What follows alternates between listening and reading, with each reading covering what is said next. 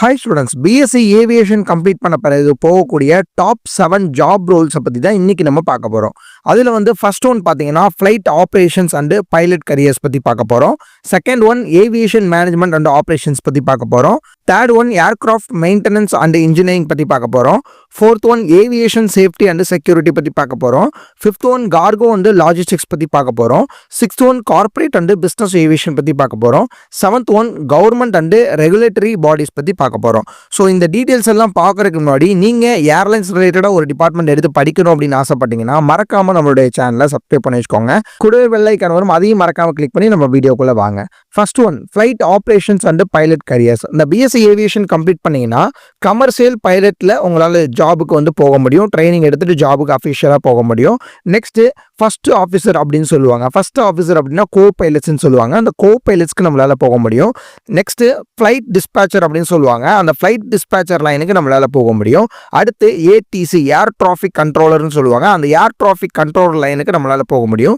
இது எல்லாமே only BSc aviation complete பண்ணா மட்டும் போதுமானது கிடையாது.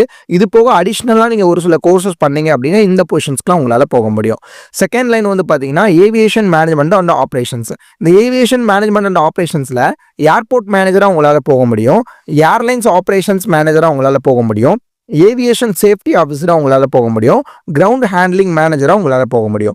அடுத்ததாக ஏர்கிராஃப்ட் மெயின்டெனன்ஸ் அண்ட் இன்ஜினியரிங். இந்த ஏர்கிராஃப்ட் மெயின்டெனன்ஸ் அண்ட் இன்ஜினியரிங்கில் ஏஎம்இ ஏர்கிராஃப்ட் மெயின்டெனன்ஸ் இன்ஜினியரிங்காக உங்களால் போக முடியும்.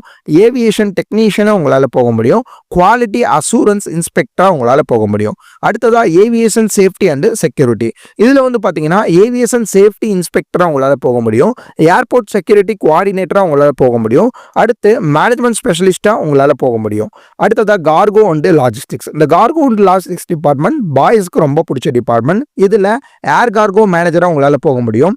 அடுத்து லாஜிஸ்டிக்ஸ் கோஆர்டினேட்டரா உங்களால போக முடியும். அடுத்ததா கார்ப்பரேட் அண்ட் பிசினஸ் ஏவியேஷன். இந்த கார்ப்பரேட் அண்ட் பிசினஸ் ஏவியேஷன்ல கார்ப்பரேட் ஃபிளைட் கோஆர்டினேட்டரா நம்மளால போக முடியும். ஏவியேஷன் கன்சல்டண்டா போக முடியும். அடுத்ததா கவர்மெண்ட் அண்ட் ரெகுலேட்டரி பாடிஸ். இதுல வந்து பாத்தீங்கன்னா ஏவியேஷன் பாலிசி அனாலிசிஸ்டா நம்மளால போக முடியும். ஏர்போர்ட் பிளானரா நம்மளால போக முடியும். இப்போ நம்ம சொன்ன டிபார்ட்மெண்ட்ஸ் எல்லாமே பிஎஸ்சி ஏவியேஷன் கம்ப்ளீட் பண்ணா என்ன மாதிரியான பொசிஷன்ஸ்க்கு போகலாம் அப்படின்னு சொல்லிட்டோம்.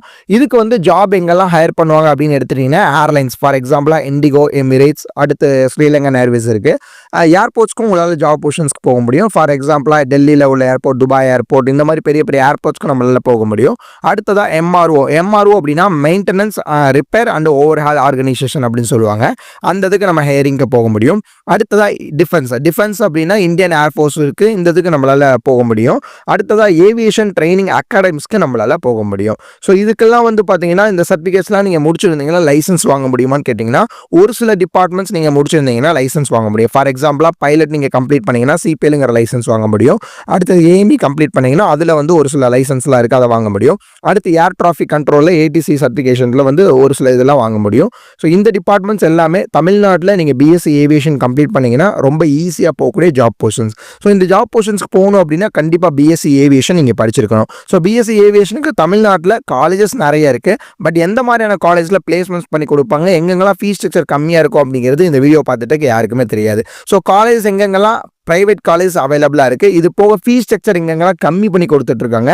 ஸ்காலர்ஷிப்ஸ் அட்டன் பண்ணால் என்ன மாதிரியான ஸ்காலர்ஷிப்ஸ்லாம் கிடைக்கும் அப்படிங்கிற டீட்டெயில்ஸ் உங்களுக்கு தெரியணும் அப்படின்னா ஸ்க்ரீனில் தெரியுற இந்த நம்பருக்கு இப்போவே கால் பண்ணுங்கள். படித்தா ஏர்லைன்ஸ் டிபார்ட்மெண்ட் தான் படிப்பேன் அப்படின்னு சொல்லிட்டு வெயிட் பண்ணிட்டு இருக்க உங்கள் ஃப்ரெண்ட்ஸுக்கு இந்த வீடியோ மறக்காமல் ஷேர் பண்ணுங்கள். தேங்க்யூ.